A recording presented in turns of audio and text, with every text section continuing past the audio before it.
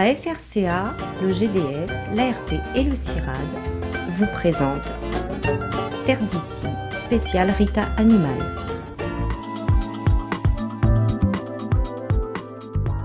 C'est une grande première qui s'est tenue récemment dans notre île. Avec l'appui du réseau d'innovation et de transfert agricole, le GDS Réunion a organisé les 5 et 6 septembre dernier à la Saline-les-Bains les premiers états généraux de la santé animale. On a souhaité réaliser les premiers états généraux de la santé animale avec comme thématique la lutte contre les vecteurs. C'est pour nous, ça nous a semblé important cette problématique et on a souhaité réunir les différents acteurs du monde animal, bovin, pour réfléchir ensemble, faire déjà un état des lieux de ce qui se pratique ici à La Réunion et dans le monde et voir qu'est-ce qu'on pourrait faire pour améliorer nos pratiques. 2 journées de travail au final très utiles et enrichissantes pour les éleveurs. Travailler seul dans son coin, ça n'apporte pas grand-chose et comme je disais un peu plus tôt dans la journée, moi je fais un traitement et si mon voisin ne le fait pas, ça ne sert à rien. Donc d'où l'importance de se réunir, de rassembler nos forces. Il est important aussi, il y a des éleveurs, il y a les politiques, il y a les représentants du ministère et qu'on se rassemble tous, qu'on trouve des solutions pérennes pour l'avenir. Durant ces 2 journées, des spécialistes de différentes disciplines ont présenté leurs travaux de recherche, mais aussi des méthodes à développer pour lutter plus efficacement contre des insectes piqueurs comme les culicoïdes. Qui sont donc, comme on l'a dit, des petits moucherons hématophages qui se nourrissent, dont les femelles se nourrissent de sang et qui affectionnent particulièrement les ruminants, le bétail, et qui peuvent transmettre, à l'occasion de certaines circonstances, des agents pathogènes, en l'occurrence des virus. Alors je tiens à préciser que ce sont des maladies uniquement animales, qui touchent uniquement les ruminants et pas du tout l'homme. Ingénieur de recherche au GDS Réunion, Yannick Grimaud mène depuis 3 ans maintenant une thèse sur ces culicoïdes. Objectif, mieux connaître le mode de vie de ces moucherons, minuscules mais redoutables, afin de mieux les combattre.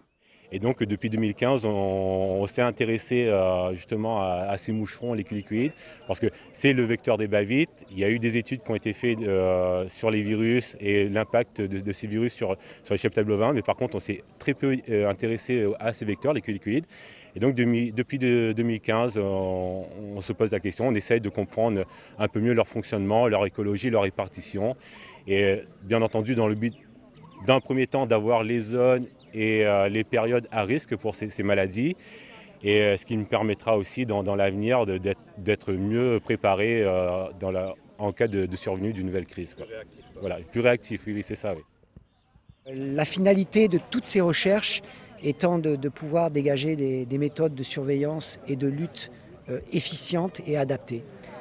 Donc c'est extrêmement important pour nous, si vous voulez, d'avoir une certaine vision sur cette problématique, d'avoir une expérience, je l'ai déjà dit, en France, dans le bassin méditerranéen, dans de nombreux pays tropicaux, et de pouvoir mettre cette expérience à profit, à disposition de nos collègues réunionnais avec lesquels nous travaillons, pour voir donc ce qui se passe dans le contexte réunionnais, au niveau de ces moucherons, au niveau des maladies qu'ils transmettent, et pouvoir aussi travailler en collaboration avec les différents acteurs de la filière, les éleveurs, les décideurs, les collectivités qui sont toutes impliquées pour améliorer l'élevage à La Réunion.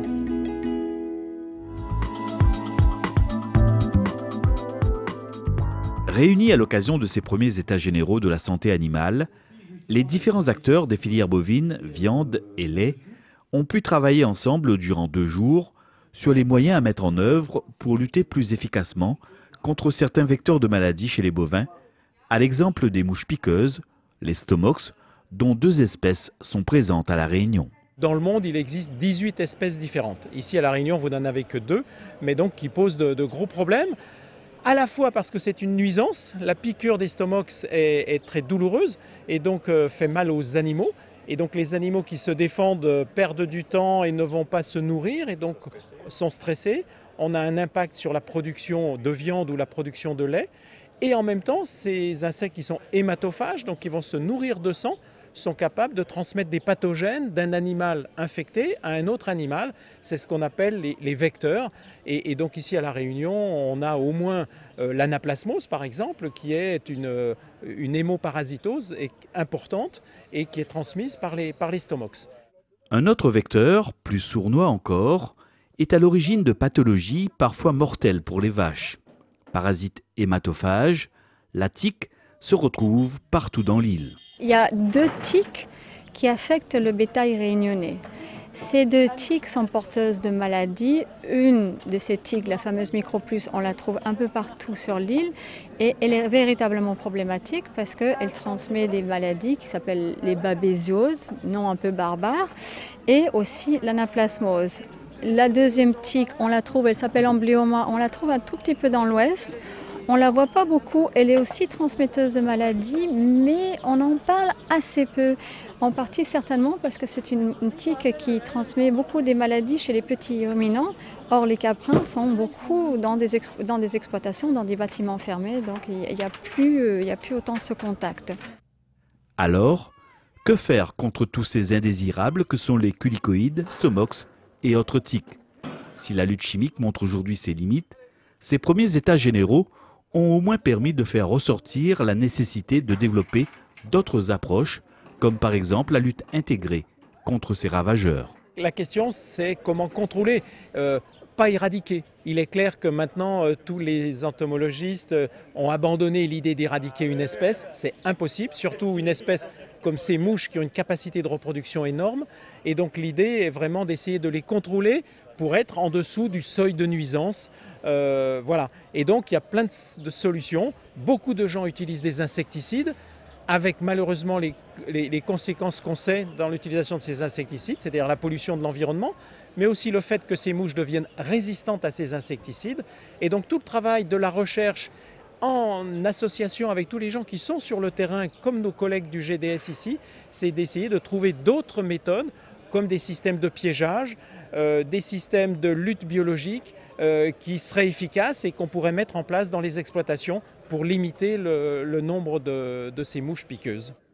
Face à ces problématiques parasitaires, les éleveurs prennent les devants. On essaie de combiner, donc c'est sûr, malheureusement une partie de lutte chimique. On essaie aussi également de renforcer l'immunité des animaux parce qu'un animal qui va bien résiste mieux à la pression des insectes. Et donc on essaie de faire en sorte que nos animaux soient en pleine forme pour mieux résister à la pression des insectes pendant la saison et en même temps que nos prairies soient propres pour mieux accueillir nos animaux et qu'il y ait moins d'insectes vecteurs dans nos prairies.